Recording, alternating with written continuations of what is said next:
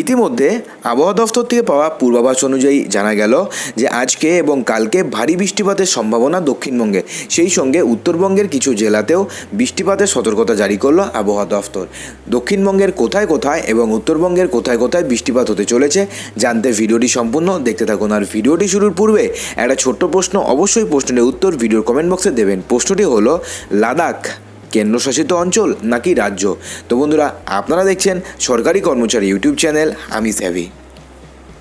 ফের তৈরি হতে চলেছে নিম্নচাপ। আগামী 24 ঘন্টার মধ্যেই ভাসতে পারে দক্ষিণবঙ্গের বিভিন্ন জেলা। বুধবার এবং বৃহস্পতিবার ভারী বৃষ্টির সম্ভাবনা রয়েছে। প্রভাব পড়তে পারে উপকূলেও, সেখানে বুধবার বৃষ্টিপাত ভারী হলেও বৃহস্পতিবার বৃষ্টিপাত কিছুটা কম হবে। দীঘা, মন্দারমণি, তাজপুরেও ভালো বৃষ্টি হবে বলে জানিয়েছে আলিপুর আবহাওয়া দফতর। মৎস্যজীবীদের সমুদ্রে যেতে নিষেধ করা হয়েছে। দীঘা, মন্দারমণি এলাকার পর্যটকদের সমুদ্রে নামতে নিষেধ করা হয়েছে। আবহাওয়া দফতরের পূর্বাভাসে বঙ্গোপসাগরের নিম্নচাপের জেরে দক্ষিণ 24 পরগনা, ঝাড়গ্রাম, পশ্চিম মেদিনীপুর, বাঁকুড়া, পুরুলিয়া, বীরভূম, মুর্শিদাবাদে হালকা থেকে মাঝারি বৃষ্টি হতে পারে। মৌসুমি অক্ষরেখা কলকাতার উপর দিয়ে নিম্নচাপ এলাকায় বিস্তৃত, তাই 24 পরগনা সহ কলকাতাতেও বৃষ্টি হবে বলে পূর্বাভাস দিয়েছে আলিপুর আবহাওয়া দফতর। তবে বৃষ্টি হলেও আর্দ্রতাজনিত অস্বস্তি বজায় থাকবে কলকাতায়, জানিয়েছেন আবহাওয়াবিদরা। তাই আগামী কয়েকদিন বৃষ্টি হলেও ব্যবসা গরম থেকে রেহাই পাবে না শহরবাসী।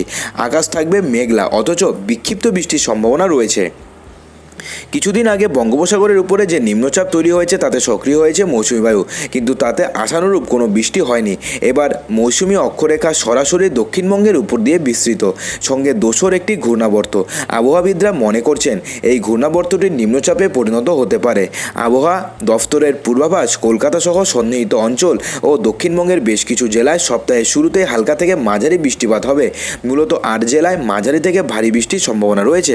বুধবার রাজ্যের কয়েকটি জেলায় বৃষ্টির সম্ভাবনা রয়েছে। বৃষ্টির সঙ্গে উপকূলবর্তী এলাকায় ঘন্টায় 45 কিলোমিটার বেগে বইতে পারে ঝোড়ো হাওয়া।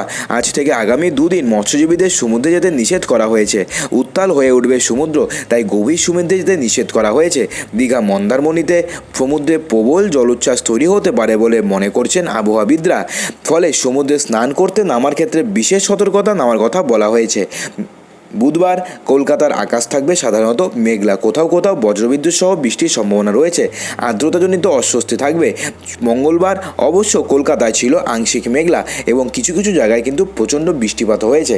এদিকে উত্তরবঙ্গের বিভিন্ন জেলাতে যেমন কোচবিহার, আলিপুরদুয়ার, দার্জিলিং, কালিম্পং এবং জলপাইগুড়িতে বিক্ষিপ্ত বৃষ্টিপাতের পূর্বাভাস জানিয়েছে আলিপুর আবহাওয়া দফতর।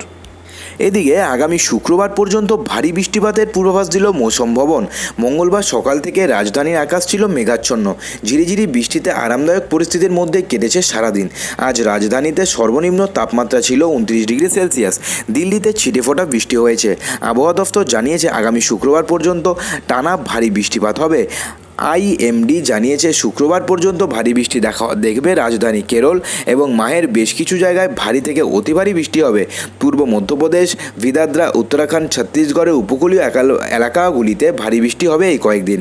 কর্ণাটক, কোঙ্কণ ও গোয়া, গুজরাট, তামিলনাড়ু, পশ্চিম মধ্যপ্রদেশ, জম্মু কাশ্মীর, হিমাচল প্রদেশ, পাঞ্জাব, হরিয়ানা, চণ্ডীগড় ও দিল্লি, উত্তরপ্রদেশ, ওড়িশা, ঝাড়খণ্ড, বিহার, উপকূলবর্তী অন্ধ্রপ্রদেশ, আসাম, মেঘালয়, গাঙ্গেয় পশ্চিমবঙ্গ, আন্দামান ও নিকোবর দ্বীপপুঞ্জ সকল জায়গাতেই আগামী 48 ঘন্টা বৃষ্টিপাত হবে। সোমবার এমনটাই জানিয়েছিল আলিপুর আবহাওয়া দফতর। এছাড়াও শালবনী, রুদ্রপ্রয়াগ, বাগেশ্বর, পিথোরাগড়, দেরাদুনে একই সতর্কতা জারি করা হয়েছে।